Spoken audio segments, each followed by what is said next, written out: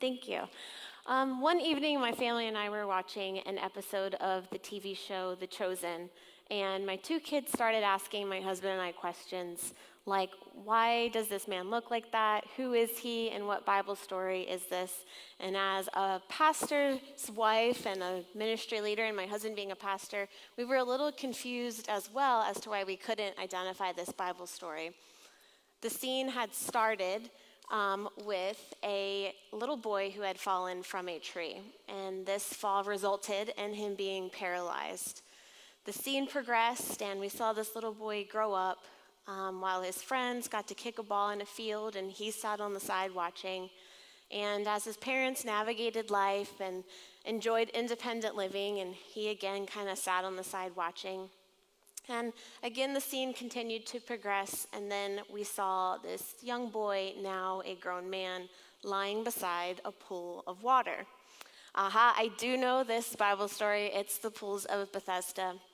And I start to tear up a little bit because I frequently get to teach on this text as someone who is involved in disability and the church.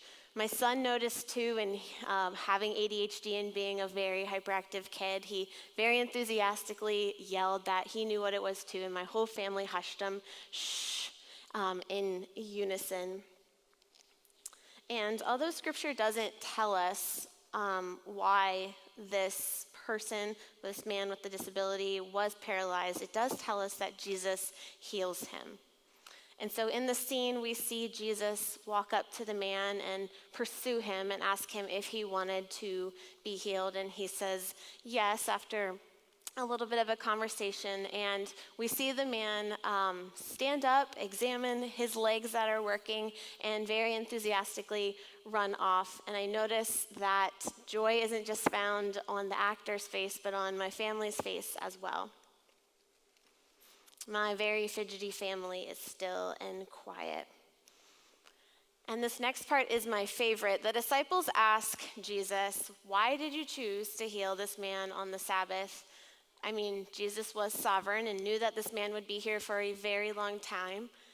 And Jesus responds, sometimes you just have to stir up the waters. And I really enjoy that quote. Sometimes you just have to stir up the waters. We know that disability ministry is pro-Jesus and very biblical, but we also see that it's very counter-cultural, and it always has been. But if we are to be like Jesus and intentionally seek out those with disabilities, what does this mean for us and for our churches?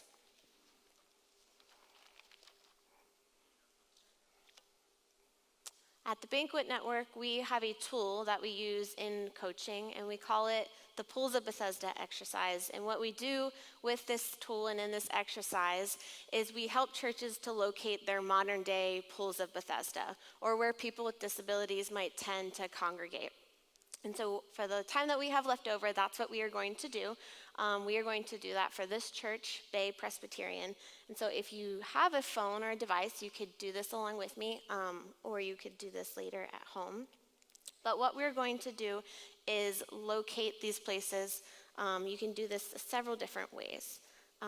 We could Google specifics, such as places that are related to disability-specific organizations, such as therapies, OT, PT. Some other places like the ARC or group homes, schools, Special Olympics, things like that.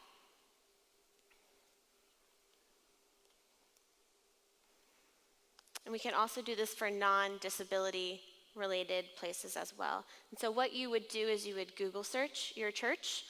Here we have Bay Presbyterian as the example, and you can put in disability services, and here we had some things pop up, or you could put in the specifics such as group home, the ARC, Special Olympics, things like that.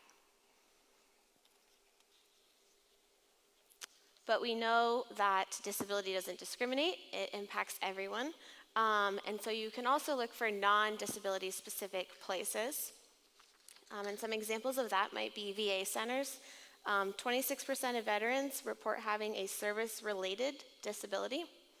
Another cause that I'm passionate about is foster care and adoption. I have 2 children that are adopted, approximately 1/3 of those in foster care have a disability. You can also look up schools and other places where you might have that intersection of disability. And this is an example for Bay Presbyterian. I looked up local group homes, and I was able to find that there was a group home, and you can see that it was only about 5 or 6 minutes away from here. So what I would do with the church if we had located a group home is that I would encourage them to call them up, ask them, are there any specific needs we could meet, any tangible needs we can meet, what do you need help with, and how can the church just best love and help support your organization. An example of this might be, could we just provide volunteers? Could we come and sit with your residents and talk with them, bring games, bring food? Even things such as lawn care for group homes or providing food. And then a couple other examples that I was able to find for Bay Presbyterian. Lots of elementary schools local here that had special ed departments. You could adopt a special ed department, and what that could look like is just contacting the school and saying, hey, we want to help support your special educators. That could look like bringing in thank you gifts, words of encouragement cards. My church has frequently provided coffee and donuts for special educators, just a way that they know that our church exists in the community and that we love them and we are appreciative of the care that they give our students. There was also a local nonprofit here close to Bay Presbyterian. They were called the Village Project, and love this cause. They actually provide food for families that have cancer diagnosis, and they help to meet that tangible need. The church could easily get involved in that by donating food to that cause, by asking if they need volunteers, and just any other tangible ways that the church could provide volunteers or service. And then lastly, I was also able to quickly find an adult center called Lakeshore, and this organization provides camp for those with developmental disabilities. So some other just quick examples that you might be able to locate or find for your church. Let's run through these really quickly. So disability-specific organizations, again, such as Special Olympics or the ARC, behavioral health places, other places such as therapies, hospitals, we had mentioned veterans and foster care.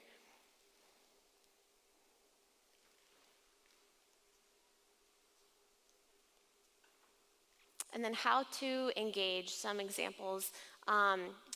We've already talked about schools, so for adult centers, you could grab lunch, purchase groceries, you could help carpool them to church or other events, invite them to your church. And then with foster care and adoption, the church can provide respite care, they can provide clothing, do school supply drives, or other tangible needs. And I would like to end on an example of someone who actually did this. A member of the Banquet Network and her husband felt the need to go out and seek out those with disabilities and pursue their local pools of Bethesda. So they contacted the ARC, and the ARC was able to put them in contact with a local group home. And from there, these team members met with the group home, and the group home was ecstatic about letting them come. They said, we're able to meet a lot of needs, but the need that we can't replicate is genuine, true relationships. And so our team members, Amberly and her husband, Hunter, started to go to this group home, and they started to befriend the residents there with disabilities. They would bring board games and snacks and just talk to them. And one of the times, church came up, and there was an individual there named Larry, and he wanted to come to church with them. So Amberly and Hunter started carpooling and driving Larry to church with them each week. Fast forward a little bit, and Larry heard the gospel. He asked to meet with the pastor, and he met with Hunter, and together they were able to talk to him about it and see that he had a full understanding of the gospel. And then later, they got to see Larry get baptized. This wouldn't have happened if Amberly and Hunter didn't pursue Larry, just like we see Jesus pursue those with disabilities at the pools of Bethesda.